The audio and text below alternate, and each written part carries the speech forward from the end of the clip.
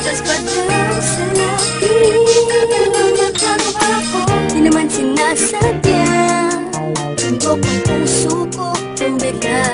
Sa kanya, huwag mo akong masyadong higpitan man. Mga pangarap niyo sa akin ni Papa, hindi magbabalewala.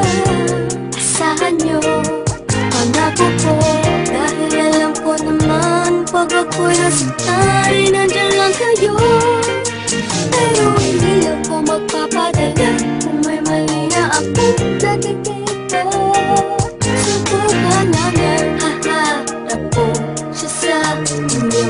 Di ba makilala paganda na ang tadhana ng mismo? Kung makakapagsabi sa buong mundo, kinikilig ako sa'yo.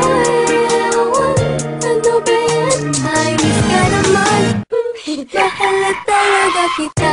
Sabihin man nila, tapa-tapa ako.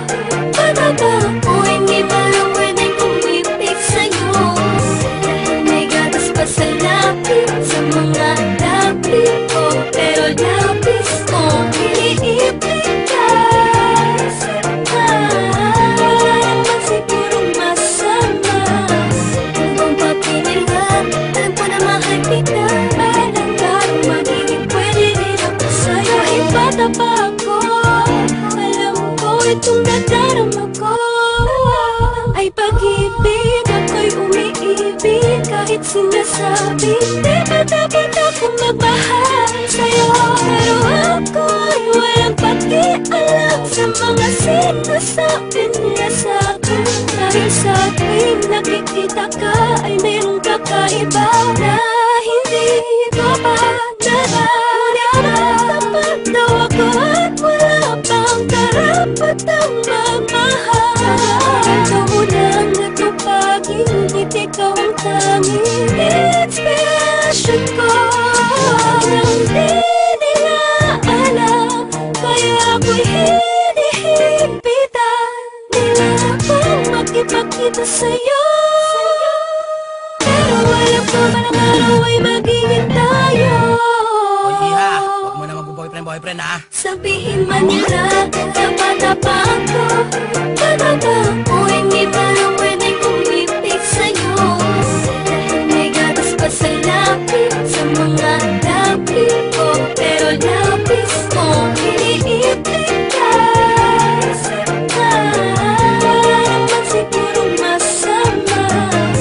Kung papinilhan, alam ko na mahal kita.